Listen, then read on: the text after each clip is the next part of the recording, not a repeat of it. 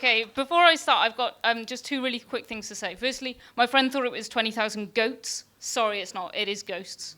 And secondly, I've got to say sorry to my friend who I just spilt a whole glass of wine on her coat that she wants to take back to the shop tomorrow. Sorry. So, and I want to start by saying thank you, go Ed, to Matt Gallivan, whose talk, The Worst Job in the World, inspired me to apply for a job recently. These are all jobs that I've either done, had, or wanted, and I'm still facing the front, talking about my jobs. But I've just been successful in achieving the role of the island manager of Bardsey Island, which is a small island off the tip of the Clean Peninsula in North Wales. I move there next week, so it's all a little bit real and terrifying. I've been going to Bardsey since I was really young, and I've been kind of playing an active part in the island from a very young age, so I was kind of born to be in this role. That guy's going to be waiting a while for a bus, because there's no buses on the island. But I met my boyfriend there 3.5 years ago when he was volunteering at the Bird Observatory, which has led many areas of the press to suggest that we're moving to a Love Island, but it's definitely not this kind of Love Island. I don't think I've ever seen anyone dressed like that on Bardsey, but, you know, you're welcome to come out and give it a go. So it's a bit of a change from Cardiff for me, but I have been going there for years, so it's something I'm very familiar with. Understandably, this is what most of my friends think I'm going to be doing. And to be honest, moving in December, I'm sure I might look like this in February. So bear with me, but hopefully it'll be fine. So yeah, Bardsey Island is off the North Wales coast. It's really small. It's only 2 miles long by 1 mile wide.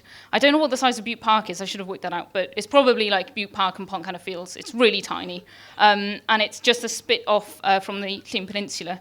In Welsh, Bardsey Island is Ynys Enlli, which is island within the currents or the sound. So that patch of water you can see has some of the strongest currents in Wales. So it's a pretty treacherous place to get to, which means that the likelihood of getting stranded there is quite high. And my boyfriend's only just got off the island from being stuck.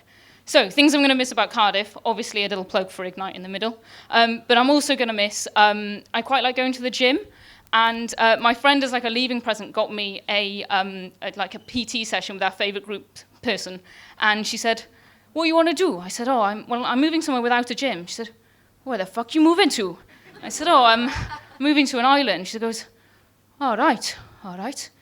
Well, you got beaches there? I said, yeah, we got a beach. She said, right, go down your beach, take some bags, fill them with sand, all these exercises, you do them with sandbags. So we did a whole PT session based on what you could do with sandbags. So if you need a PT session with sandbags, I'm your girl. I might even do some like YouTube clips about that on the island. But of course, there's plenty of other things to do on Bardsey when you're there. This is us co-steering when we first met a few years ago. So there's plenty of like amazing coastline and habitats to explore by foot or by sea. I'll also be, apart from doing my job there, gardening to kind of grow my fruit and veg as much as I can because it's very difficult to get food out there, and I'll be relying on my family and friends. There's amazing wildlife. Second picture of a puffin tonight. I thought I'd be the first, but it's the second picture. So that's really cool. And seals. This is a Manx shearwater chick. This amazing little creature is born on Bardsey Island. We put rings on them. I'm wearing one I stole today. And they fly for their first trip from Wales to South America. It's their first trip. And then they fly back, and the pairs come back. And they nest in the same burrows with the same partners for 60, 70 years. So that's commitment. Puffins again, because they're amazing and just such an adorable kind of creature, and I was very touched to meet them.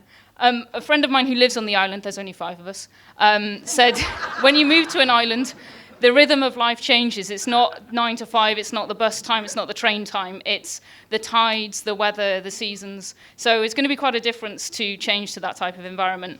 I just put toilet rolls in here just to remind myself. There's only compost loos on the island, but they're actually brilliant, and I think they smell as bad as other toilets, but the speaker earlier won't have a problem with that anyway when he comes to visit. So these are some of the houses I'll look after. Ghosts. 20,000 ghosts. It's actually 20,000 saints, but when the job was advertised, it hit the Indian press for some reason, and they misread that as 20,000 ghosts. So loads of people applied to the job saying, we can rid your island of ghosts. Luckily, I still got the job. But actually, it's a very spiritual place, and lots of people do come to the island because of the spiritual nature of it. And we've still got the 6th or 7th century abbey that was built by St. Cadfan, the first monk that made his way to the island. So if you're into that kind of thing, come along.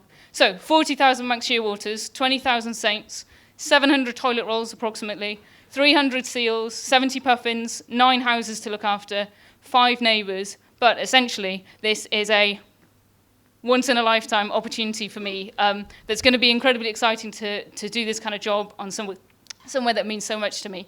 So, yeah, I might come back in a couple of years, probably with a long beard and maybe no clothes, to give another Ignite talk. So, diolch yn fawr.